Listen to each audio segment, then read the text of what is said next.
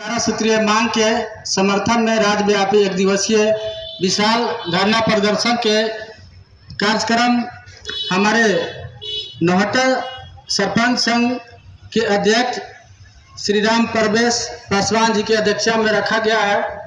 और आज हमारा ये एक दिवसीय धरना प्रदर्शन पूरे बिहार में रखा गया है, हर एक प्रखंड मुख्यालय पर रखा गया है, ताकि इस धरना प्रदर्शन के माध्यम से सरकार तक हम लोगों को बात पहुंचे और सरकार ये समझे कि पंच सरपंच या उप सरपंच हम सभी लोग एक हैं। और हम लोग का जो नज़रअंदाजी किया जा रहा है हमारे बिहार सरकार मुख्यमंत्री जी से, वो मेरे समझ से बहुत बड़ा भूल कर रहे हैं। हमारे 11 सूत्रीय मांग जो हम लोगों को सभी सरपंचों को मांगा जा रहा है, उसमें यथाशीघ्र और बहुत ही सीरियसली रूप से समझे, वरना हो सकता है ये सभी पंच सरपंच उप सरपंच संघ आने वाले समय में हमारे बिहार सरकार यदि 11 सूत्रीय मांगों को पूरा नहीं करते हैं तो बहुत बड़ा उनको नुकसान होगा। अगर हम लोग अपने पंचायत में अपने जनता के साथ न्याय कर सकते हैं तो हम ही लोग के साथ अगर अन्याय होता है तो हम लोग अपना भी न्याय करेंगे, समय आने पर करेंगे। इस चीज को हमारे मुख्यमंत्री जी ध्यान दें और हमारे 11 सूत्रीय मांगों को रखें। हमारे 11 सूत्रीय मांग है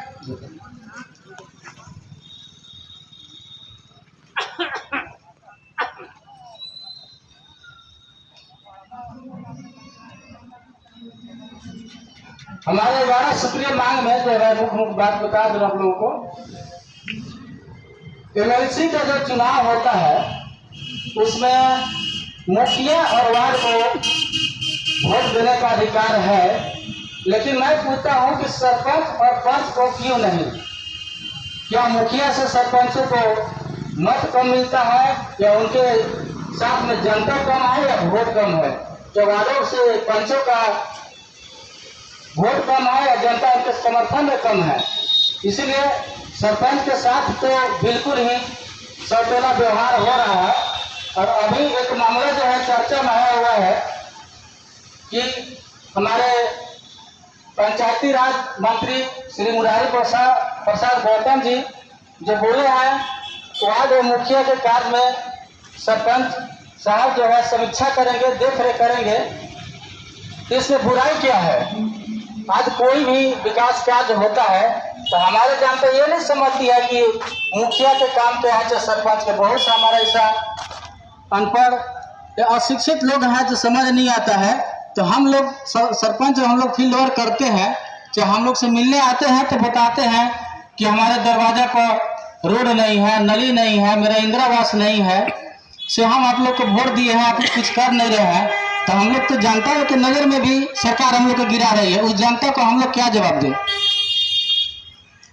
तो अगर समीक्षा से ऐतराज है किसी प्रतिनिधि को तो ये सभी लोग जानते हैं। अगर कहने का मतलब है कि अगर चोर चोरी नहीं करता है तो वहाँ एक सुरक्षा गार्ड लगा दिया जाए तो उसमें उनको आपत्ति क्या दूर है? अगर वो शरीफ है तो बढ़िया बात है कि उनको सुरक्षा मिल जाए, हम लोग को भी सहयोग मिल जाए।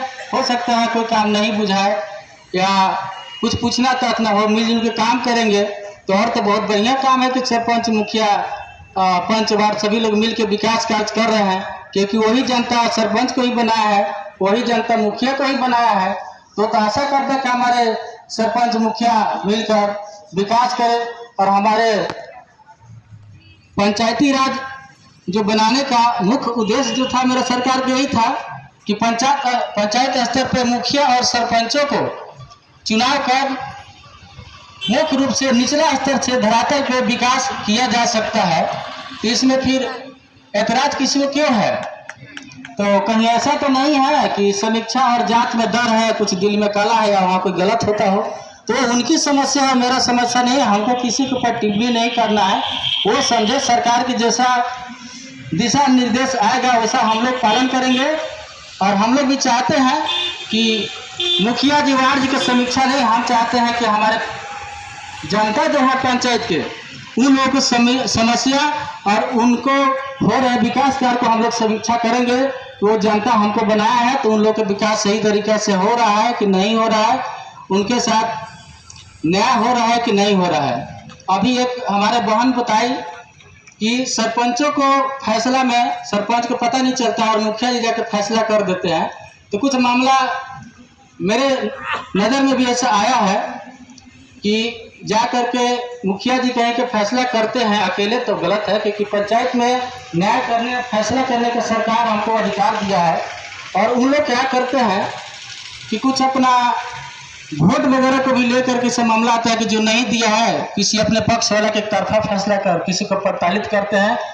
और ये भी मामला आया है कि कुछ लोग जो है हमारे प्रतिनिधि, अब उस प्रतिनिधि में तो हम लोग बहुत प्रतिनिधि हैं, लेकिन इसका चर्चा नहीं करते हुए सभी को मैं बोल रहा हूँ इस बात को कि जब वहाँ से आप लोग फैसला नहीं हो पाता है तो आते हैं सीधे थाने में, और थाने में बड़ा वो कहते हैं कि सर और माल लबा, और आप उस गरीब जनता को चढ़ा करके और वहाँ पर ले जा करके चारों गाली दिलवाते हैं, बंद करा रहे हैं, 5-10 हज़ार रुपये गरीब को वहाँ दिलवा रहे हैं। ये सरासर न्याय है। अगर ऐसा कदम किसी प्रतिनिधि अगर सरपंच को छोड़ के उठाता है तो हम लोग कतई बर्दाश्त नहीं करेंगे, उनके ऊपर भी एक्शन लेंगे और उनके ऊपर भी कार्रवाई करेंगे। ऐसा डराने की कोशिश नहीं करें हम लोगों को, हम लोग डरने वाला सरपंच नहीं है। जिनको नहीं जानकारी है, जो कुछ कमजोर लोग हैं जिनको डरवाया जाए तो वही डर रहा है, लेकिन अब सभी सरपंच हम लोग साथ हैं कि दिमाग से निकाल दिया जाए बातों को। विकास कार्य में हम लोग मुखिया जी को बिल्कुल साथ देंगे, जहां भी हम लोग खोजेंगे बिल्कुल देंगे वार्ड मुखिया को। हम लोग को कोई एतराज नहीं है, फर्स्ट बोले थे हम लोग चाहते हैं कि अपना भाई बन के एक सामाजिक बन के दोनों विकास कार्य में साथ रहे। हमको किसी को कोई खिलाफ नहीं करना है। और आगे जो है एक मांग हमारा है 11 सूत्रीय में कि प्रतिनिधियों को अग्निशास्त्र की लाइसेंस निर्गत कराने की ही मांग है, क्योंकि हम लोगों को अभी बहुत से सब बिहार में न्यूज है जो सरपंच को या और प्रतिनिधियों को, मुखिया को, प्रतिनिधि लोग को हर एक जगह जो है कहीं ना कहीं हत्या हो जा रहा है, उसके साथ मारपीट हो जा रहा है, रास्ते में चलते हुए गाड़ी में रोक के मार दिया जा रहा है, रात में घुस कर मार दिया जा रहा है। तो अगर न्याय करने वाला प्रशासन हमारे हैं, उनके साथ में 500 फोर्स है, बड़ा बाबू के लाइसेंस है, क्यों? अपने सुरक्षा के लिए, ताकि जनता में जाए, अपना फील्ड में जब भी जा रहा है, गश्ती में जा रहा है, तो सरकार की तो पता था कि इन लोगों पर भी हमला हो सकता है। तो हम लोग एक न्याय करने वाला व्यक्ति है, तो हम लोग के पास भी ना कोई चौकीदार है, ना ही कोई सुरक्षा प्रहरी है, नहीं, हम लोग को सिर्फ डिफेंस में आत्मरक्षा के लिए ना अपना खुद को लाइसेंस दिया जा रहा है। ये तो हम लोगों के साथ अन्याय है और सरकार से मैं मांग करता हूँ इस बिंदु पर जो है सरकार ध्यान दे और हमारे मांगों को पूरा करे।